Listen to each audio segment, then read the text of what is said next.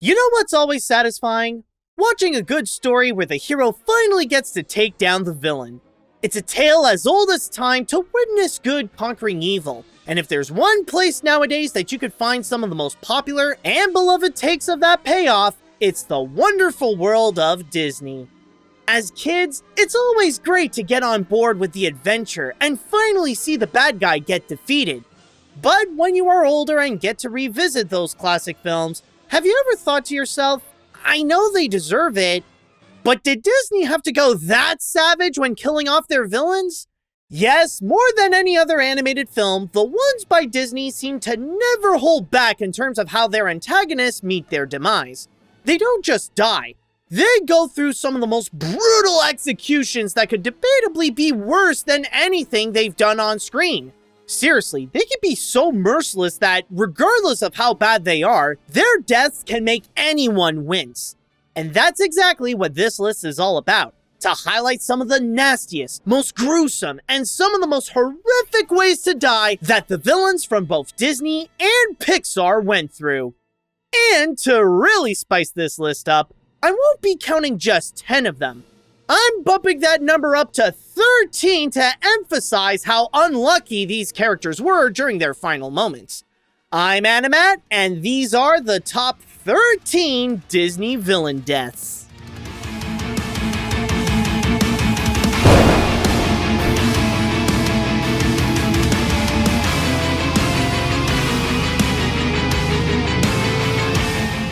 Now let's begin with one of the first things that people think of when someone says Disney. Fireworks! What could be more Disney than seeing fireworks ignite behind a beautiful castle, rather it be with their movie logo or at night at the Disney parks? But have you ever thought about how they could be used as a weapon to destroy your enemies in a spectacular way?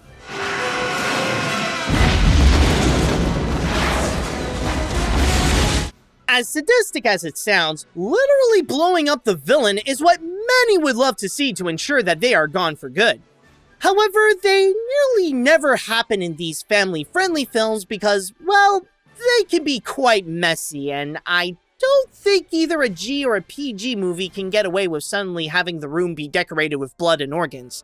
But even if we don't see the aftermath, we can imagine how it would feel when not just one big firework blows up in Shan Yu's face, but being hurled into a box full of fireworks and have them all ignite to cause even more explosions that will guarantee that this will be the last we'll ever see of him. And you know what's funny about his death? It's the kind that very few will actually notice. Even if he was in front of a large crowd, nobody's gonna pay attention to the bad guy in danger of getting blown up.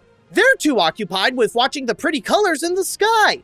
Not to mention the fact that Shan Yu is not a memorable villain and is debatably the weakest part of the movie. So even if what happens to him was on display for everyone to see, people would still not notice because he's just that forgettable. Keep in mind that we're just getting started, and already we're seeing villains going out with a bang.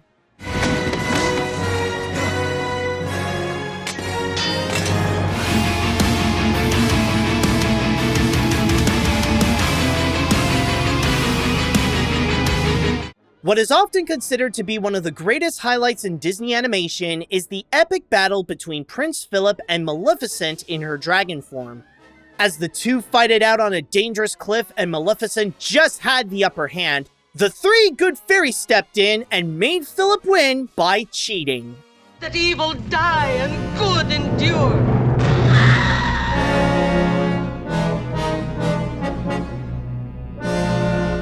At first, it doesn't really seem all that much with just a sword in the chest, but it's by looking closely where you see the real damage. Sleeping Beauty is noted to be the first, if not one of the first Disney movies to show blood in a non-educated way. Sure, it's not gushing out like some anime, but with that blood coming out from where the sword hit, especially for a movie released in Walt Disney's time, it's quite a shocker to see how it went that extra length to suddenly have violence. It's not just a sword in the chest. It's deep in there and it is doing damage. And if that wasn't enough, when Maleficent fell after that stab, she fell hard.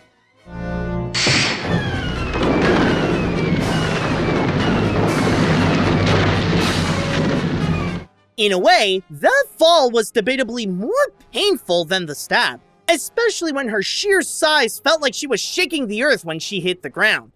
By the way, I'd also like to mention another death she technically went through in the nighttime show Fantasmic, where Mickey plays with some water and then electrocutes her.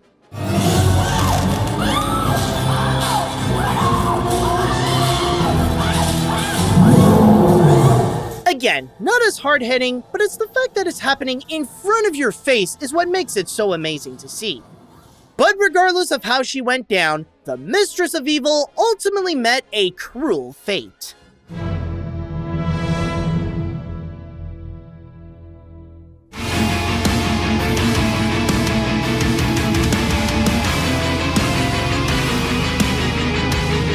Okay, I'll admit that this one is a very unconventional situation. This is not a death that's like the rest where it happened at the end of the climax. In fact, it's quite the opposite, where the death happened in the first 6 minutes of the picture. However, this does technically count because it is a villain that dies in an unexpected way, even if he appears later in the film to show his true villainy. So with that said, let's talk about Ernesto de la Cruz from Coco. When he was alive, he was able to get away with stealing his former music partner's songs and went on to become a legend. But then that fateful day when he put on a concert at an epic scale, little did people know that it was going to be his last. Until 1942, when he was crushed by a giant bell. Now, having the bad guy get crushed by a large object as the final blow to them does happen regularly in these movies, whether it be something man-made or directly from nature. But in the case of what happened to De La Cruz, what adds to the viciousness here is not only how it suddenly happened before your very eyes, but it's also how his demise can be considered ironic. This is a grand stage that was supposed to reflect his great achievements and his admired career, and this celebration of his life turned out to be what caused his death. In a way, the true pain is not from the big bell, but from the irony of where it took place. And that alone is worth remembering more than his sham career.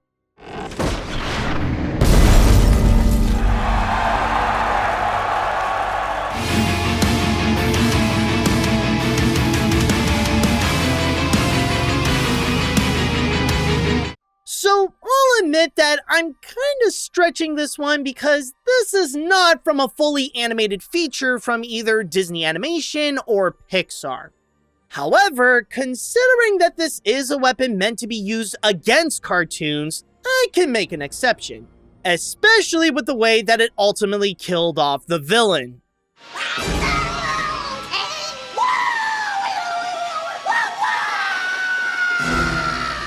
Throughout Who Framed Roger Rabbit, the movie keeps building up this chemical that is said to be a solution to permanently kill off cartoon characters.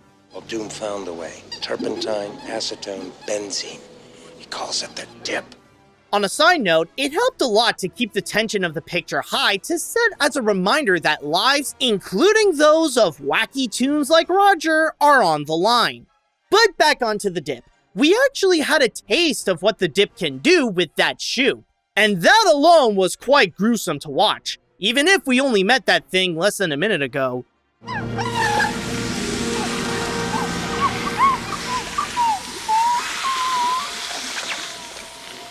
But this is not about the dip itself. This is about what it did to Judge Doom.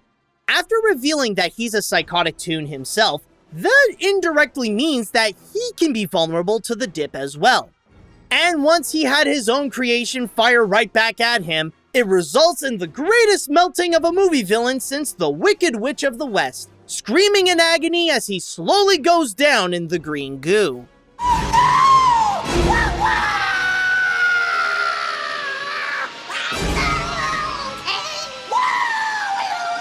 Again, I know some may say that I'm cheating by including this one, but in a list that's all about evil toon deaths, why wouldn't I include a victim of the dip?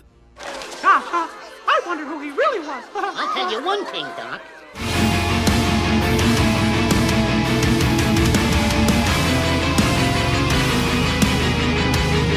Oh, what could be a more unfortunate fate than to become food for someone else? Admittedly, this is a rarer form of death in these kinds of films, but when they happen, they can be a frightful sight, even if it is the villain that's being eaten. This is exactly what happened to two particular bad guys, where one had his legion of hyenas turn against him. No, you don't understand. No, I didn't mean... No, no! I am spared. No! And the other got to meet the children of a mama bird.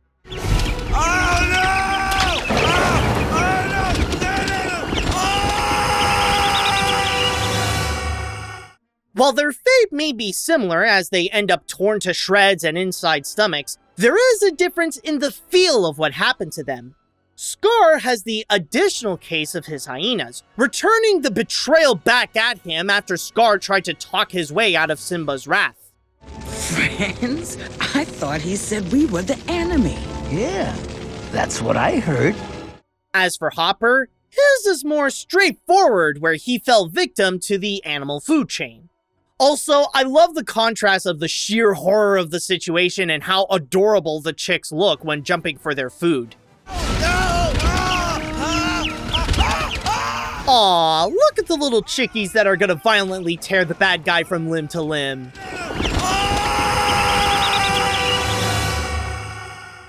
I'll say now that as gruesome as their fate may be, we technically don't really see what happens to them.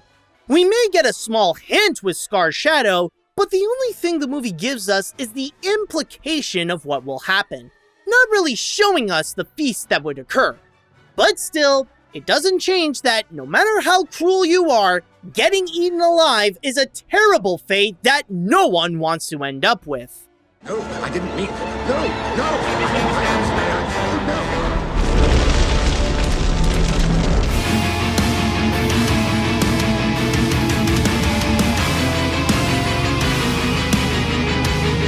Well, this one has to be brought up eventually, so let's talk about what is the most common death among Disney villains: falling down. Yes, we've all seen movies where the climax is set in a very high altitude and the villain gets defeated by falling from that great height where you know that nobody can ever survive a fall like that. While it can be effective in its own right, it's the kind of death that's been repeated a lot, especially in Disney films, where we see the villain fall again, and again, and again, and again, and again. That's why falling alone isn't really enough to make a villain's death feel special. You need to add something extra with that fall, like a big rock.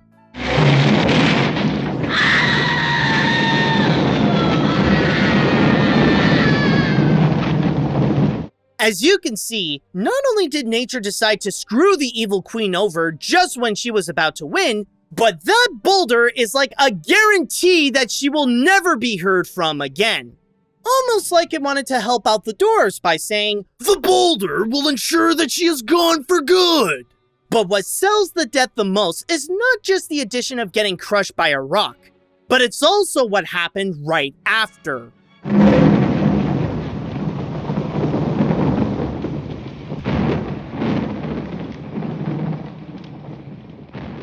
No music, no extra dialogue, just the deafening sound of silence and everyone's reaction to her literal downfall.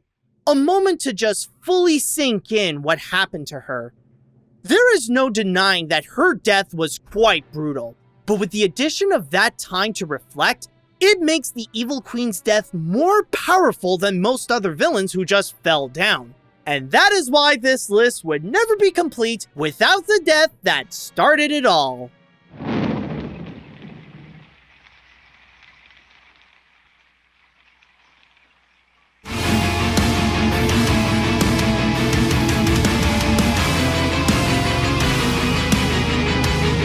When it comes to many of these deaths, what makes them brutal to watch is the fact that you could see how they got killed off. But sometimes, less can be more, and it can be so much more horrifying when you don't see what will happen to them. How am I ever gonna pay back my debt? Throughout this whole thing, nobody knows what is on the other side or what would end up happening to DrFacilier. The only thing the movie is showing us is a freaky voodoo show. The one clue that hints us that this is bad and what sells the death in this scene is the fear that Facilier is expressing. What is it that he knows that we don't? Does he even know what's on the other side? Whatever it is, he wants nothing to do with it, and the most we could gather is that this is his punishment for not paying his debt, as he literally pleads and screams out his final words. I just need a little more time. No, please, no. Just a little more time. Not to mention that we're entering in supernatural territory here. In The Princess and the Frog, DrFacilier's voodoo magic is able to transform people, summon shadow spirits, and cast illusions. So it's safe to say that if the magic could kill someone, it wouldn't do it in a regular way. And before anyone asks, yes, this is considered a Disney villain death, because after all that, we are faced with a tombstone that literally has both his face and his name on it. If that doesn't symbolically say that he is dead, then I don't know what the fridge can. It may not be at number 1, but this does count as the most spectacular and one of the scariest with the unknown from the other side.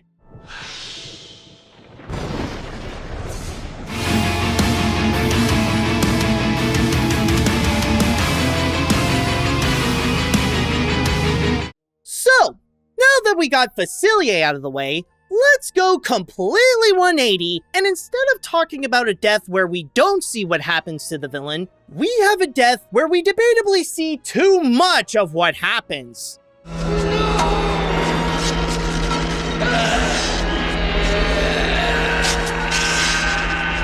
Sure, some could argue about how weird it is regarding the absence of any blood or gore during the process. But still, that doesn't change that we are watching an entire body being ripped apart into the Black Cauldron. It doesn't swallow the Horn King whole in one big gulp. It took him bit by bit where his skin gets shredded out of his body like a loaf of bread right until there is nothing left but a skeleton. And the skeleton gets sucked in too. Now, I know that this is technically not the worst death that could have happened in the Black Cauldron. Maybe it is in the final picture, but there were plans for much more horrific slaughters. When the Cauldron-born army was summoned, they originally would have been seen killing off some of the Horn King's guards, including the infamous shot of one of them being disintegrated and reduced to a skeleton. Only a few frames are available to the public, but from what these images show, this probably would have been the nastiest death Disney has ever presented to the public. However, that one doesn't count because 1, that's not in the movie we have today, and 2, he's not even the villain of the film anyways. But regardless of what the Cauldron-born army could have done to people, that doesn't change how what happened to the Horn King was still scary to watch in itself, and that his death showed us much more than we probably needed to. He's gone. He's gone. He's gone.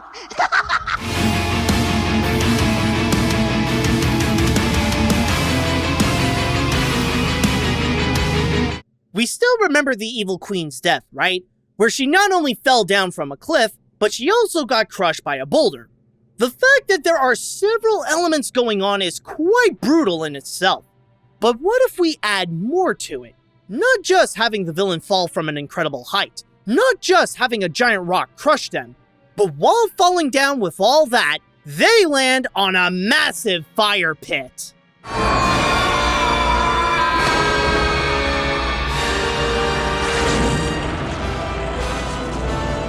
Among all the Disney villains, or even all the villains in movie history, Frullo possibly has the greatest falling down death, because this one has so much going on and all perfectly themed just for him. First, he falls from the top of Notre Dame Cathedral, which if you don't know, is a very, very tall building. Next, there is the giant rock that will crush him when he lands, which in this case is a gargoyle that frightens him. Actually, come to think of it, do all the gargoyles come to life in Notre Dame? I mean, we know these guys are hopping around, And Frollo clearly sees that gargoyle making that scary face at him, so is every rock connected to the cathedral with a beast face alive? I don't know, maybe I'm just reading too much into it. I see. And what are your friends made of, Quasimodo? Stone. Can stone talk? No, it can't. But then there is the one extra component that really made this the perfect death for Frollo and makes it go that extra mile to ensure his doom. Remember what he said just before he was about to kill Esmeralda? And he shall smite the wicked and plunge them into the fiery pit. Well, ironically, that is exactly what happened. In fact, it also makes it quite symbolic because with all the Christian theming going around, this can be interpreted that he's going in hell. I mean, to be fair, that is what he gets for suppressing his horniness. There are worse sins than committing adultery, like, trying to burn down all of Paris and strive to kill anyone that's in your way. Some people just need to get laid, that's all I'm saying. But if this is the case that Frollo is going straight down to hell, then what better way to do so than with an admirable combination of several villain death tactics into one.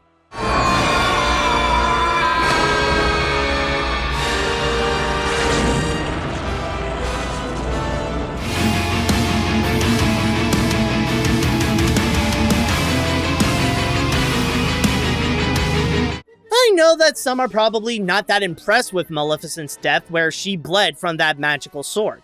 I mean, that's it? A little sword is what did you in? Come on, if you're gonna go big, then you have to die big. Not just have a sword go partially inside you, have something even bigger that will go right through you!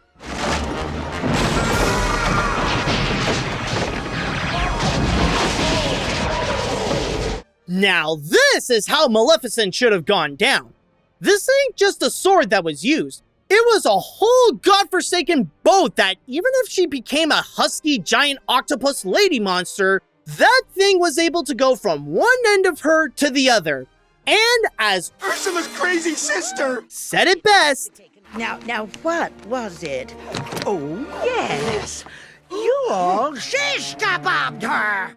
I'd also like to add that the electricity does add to the effect of her demise, looking like she's being electrocuted and even seeing a bit of her skeleton as she goes down. Not necessarily the main cause of her death, but it is a nice touch. Also, it's worth noting that her minions, Flotsam and Jetsam, also face some pretty nasty deaths where they were zapped by the trident.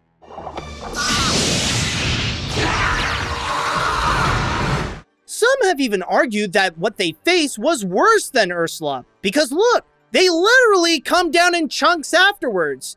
It's not every day when you see the bad guys literally in pieces, so indulge in the moment while you can. And maybe in some of those pieces too, because have you ever tasted eel? Seriously, they're surprisingly good. That, or maybe even the thought of it, will go right through you and make you feel a pain in your stomach. Just like how that boat went right through Ursula.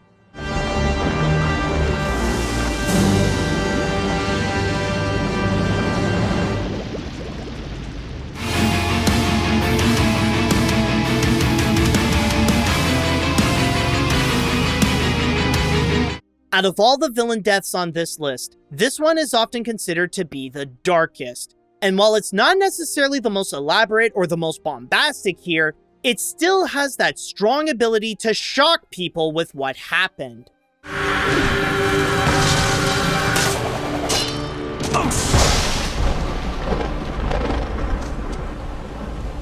Let me ask you this. How many kids' movies do you know where the bad guys ultimately get hanged in the end?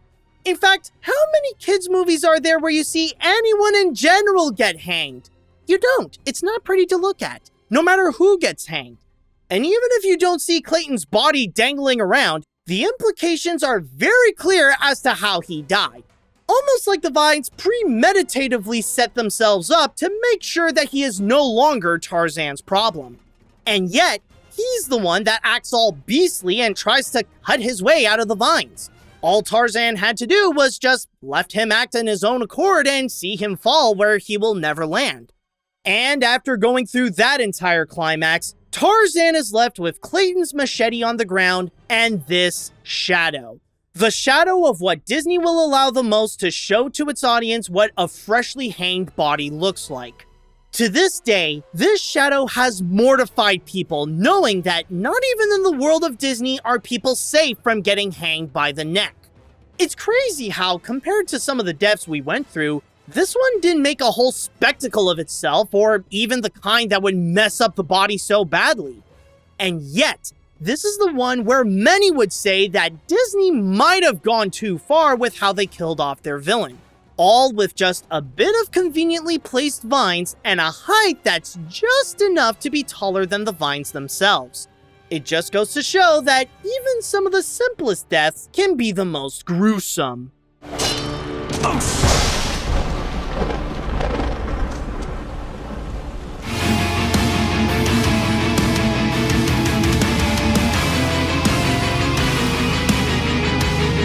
Now let's talk about one of Disney's lesser-known animated movies, Oliver and Company. This Animals in New York themed adaptation of Oliver Twist has sometimes been considered to be one of their more underrated films. And for me personally, I don't really agree. I mean, I don't hate it, but I think at best it's just okay. The story is okay, the animation is actually more than okay, the characters are okay, and the songs are okay. It's definitely not bad, but I wouldn't say it's really memorable enough to count it as underrated. But you know one thing that I can agree with that statement? It's that Oliver and Company has the most underrated Disney villain death. Holy crap! Alright, we need a step-by-step replay because there is a lot of layers happening at the same time here that we need to cover. Okay, initially, Sykes is driving right towards an oncoming train. So the collision alone is enough to finish him off in quite a merciless way. But the collision alone wasn't enough. Right on impact, his car completely explodes, so it's a guarantee that whatever is over here is now mangled up and destroyed. And whatever is left remaining ultimately gets thrown off the Brooklyn Bridge and down into the Hudson River.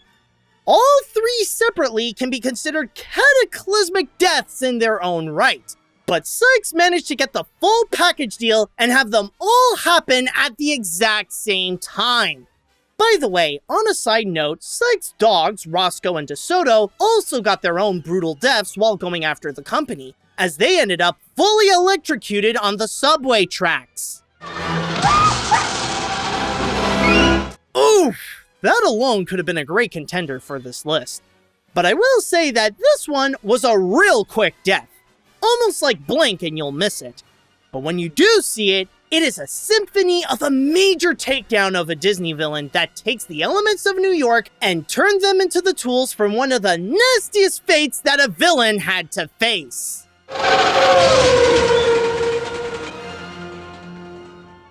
Now, before we get into the ultimate Disney villain death, I'd like to have a few honorable mentions. Originally, when I started making this list, it was going to be about villain deaths in all animated films, not just Disney. However, when doing research on the other animated villain deaths and how they got killed off, I find that they're almost all kind of... I mean, maybe there are a few that can be effective, but there's none that I could really find that either did something that was different than what Disney already did, or any that could even be on par. For the most part, they're just rehashing the same deaths, but they feel more watered down and less effective. There was just too many of those villain deaths that uninterest me to the point that I just gave up on them and made this list Disney exclusive. However, there is one exception that I will say has some pretty creative and extreme villain deaths that can be on par with Disney's. And all you have to say to make those baddies gone is... skadoosh. Yes, Kung Fu Panda supplies some villain deaths that can be both amazing and quite brutal. And I don't mean just in the first movie. I mean in all the films, the villains go down real hard. You got the first, where Tai Lung gets to face the wrath of the Wuxi Fingerhold.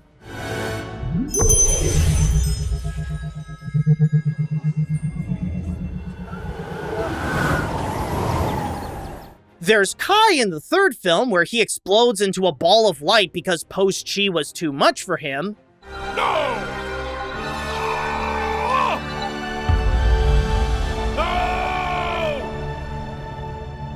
And finally, the biggest and most brutal death of them all, Lord Shen from the second, where he gets crushed by his own giant cannon and it then explodes.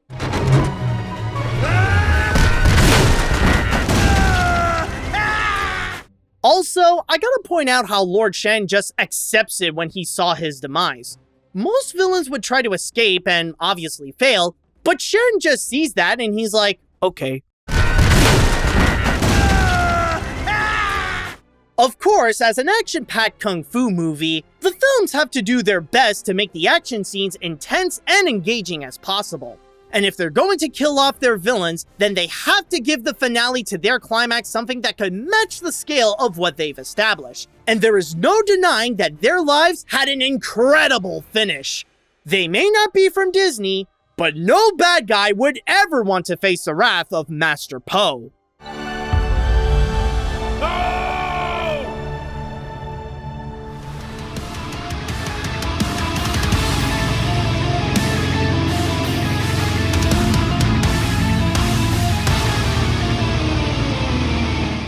Now, at this point, it's hard to imagine anything that could top Psyche's death. What can be the ultimate Disney villain death that is even more brutal, crazier, and more of a sight to behold? Well, all you have to do is just simply look up.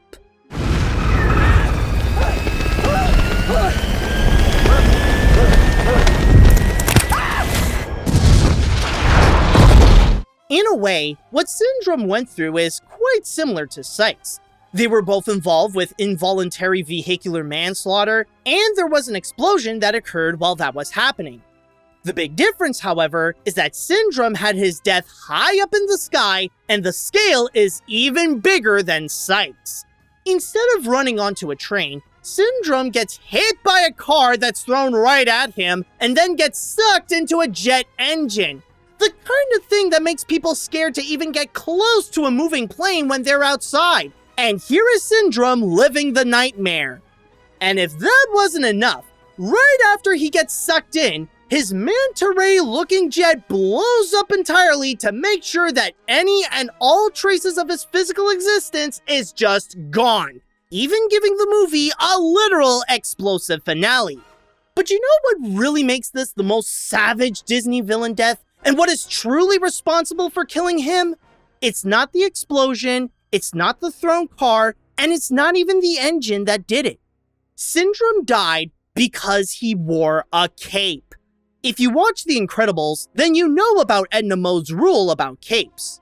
Meta Man, Express Elevator, Diner Guy, Snag on Takeoff, Splashdown, sucked into a vortex. No capes! On that list alone, there were some pretty harsh deaths that occurred that could debatably be considered worse than some of the deaths on this list. However, with how Syndrome was so desperate to be a real superhero, his true downfall is by sticking with the stereotypical image of a super, including keeping that problematic cape. And because of that oversight, it became a self-fulfilling prophecy where his death may be quite spectacular with the engine and the epic explosion, but the source of it all came from inferior costume design, resulting in the most unforgettable, ruthless, and greatest Disney death of all time.